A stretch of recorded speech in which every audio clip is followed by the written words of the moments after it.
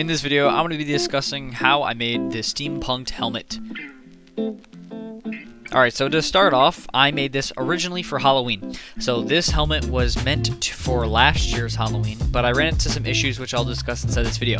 To start off, I got my supplies. I'm using Evil Ted's patterns. EvilTedSmith.com is where I found this pattern. It's from another YouTube video that I had watched and looked at a tutorial on how he made his helmet designs, and he was really generous on his website where he gave out free templates, which I'll leave a link down in the description to get your own head template.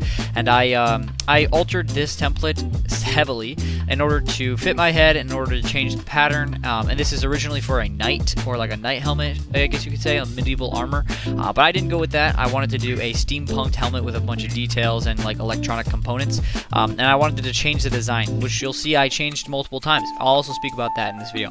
So to start off, I did not use a foam. Normally when people are using making cosplay helmets, it's pretty normal for people to use foam and glue and cement glue and stuff like that, all that supplies. I wanted to try to keep this cheap, and what I had laying around was cardboard, and that was completely free. So I used paper, mocked up a paper design from the template, and then after cutting that out, I used cardboard and glued them all together. This is what the paper template looked like. It's going to look very different from this. And I decided to cut out a different face hole, or like, you know, eye hole for where your face is revealed on the helmet. It's going to look totally different than the helmet design, but I started with it in cardboard. This was very hard, to be honest with you, and I would definitely suggest using foam. The reason I used cardboard is just because I wanted it, like I said, super cheap. I didn't want to spend a lot of money on this, and I wanted this costume or this helmet design to be open for anyone to do it, regardless on how much money you want to spend on it. I wanted it to be very cheap and reasonable. Additionally, this is going to come with some struggles, though. There's a lot of struggles which I'll talk about, which using cardboard made it a lot harder, but I made it work. Basically, I made a helmet with this, and I already changed the design of it, and the first iteration I had made is where it covers up the nose of the user of the helmet, and it would look like kind of like a gas mask was my inspiration for like a steampunked helmet. And you can see that on my computer, I was looking at Pinterest, and they have a bunch of steampunked 3D mock-ups, which I would definitely suggest if you're making one of these yourself, which it was a bunch of fun. But if you are making one yourself, look at the template designs or the mock-up designs on Pinterest. I get a lot of my references from Pinterest, which really helped. And this won't stay, though. I decided to change this design further, which you'll see later, where it reveals the user's face more, just because I ended up paper macheing, which was the next step. I added a bunch of details as much as I could to the cardboard helmet in order to add like a bunch of wires and levels to this helmet, and like a bunch of details to hopefully add later. So I went down to my basement when I plasticked everything so nothing got super messy and dusty, and I went to town on this helmet and just did a bunch of paper mache. So for the paper mache, I just used newspaper, I used Mod Podge, and I watered it down a little bit with some water. I also mixed in some Elmer's glue. Either one, Mod Podge or Elmer's glue, will work for paper mache, and then you just use a little bit of water, and I paper mache the entire thing. Yes, inside this clip, I'm watching Attack on Titans. It's an amazing series. Anyways, I digress. So what I did to paper mache this, it was pretty simple. I just did 1 or 2 layers over this cardboard, and it really absorbed the glue, so it made it really hard. This was a very hard helmet. And then I used some spackle, I believe it's called, to cover in some of the gaps that the paper mache did not fill in. And this was a pretty good idea, but it didn't get very detailed or very clean, as clean as I wanted it to be.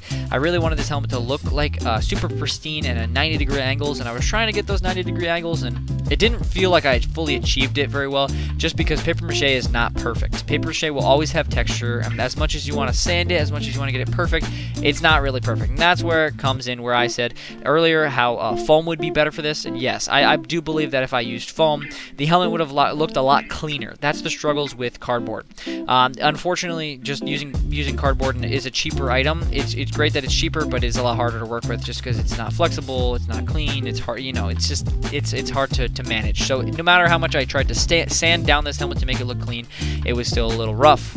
And then I ended up painting this. So this was about the stage where I realized I didn't like the face design, the mask design, and I did end up cutting off the mask in order to put on the helmet. So the problem was that cardboard, once I paper mache it became so hard and shrunk a little bit that I couldn't even put it on my head. So I had to remove and cut the mask, the front mask, off of the helmet. And the way that I would reattach it is with Velcro later.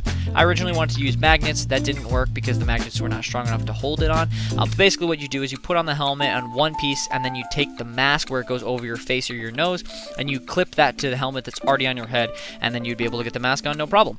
This would work great and did work great, except that after I had painted it a bunch of times, after I had paper mache it a bunch of times, it didn't fit my head because it was, of course, it shrunk. And then I ended up going with a blue and gray and a dark gray color scheme, and then it gets to the part where details come in. So my school, my community college near me that I was attending at this time, now I've recently graduated, it had a junk pile which had a bunch of wires and a bunch of, just like, it's a scrap pile, a junkyard. If you are making this yourself and you want to make a steampunk helmet, go to your local junkyard or scrap pile or somewhere nearby, like a trash pile or something. You can find vacuums on the side of the road. Just get creative. Just find random bits and parts and metal bits. Straws worked really great for me. Plastic straws, anything you can get your hands on that you think would look cool on this helmet, I threw it on. It worked great for me just because I found a bunch of pieces of metal, a bunch of wires and buttons, and just really cool stuff that I just threw onto this helmet. I thought that looked really cool. The only problem was my color scheme was not planned properly. I did not plan on what colors I was going to use. I threw it onto the helmet and I hoped it looked good, which was a mistake. I should not have done that.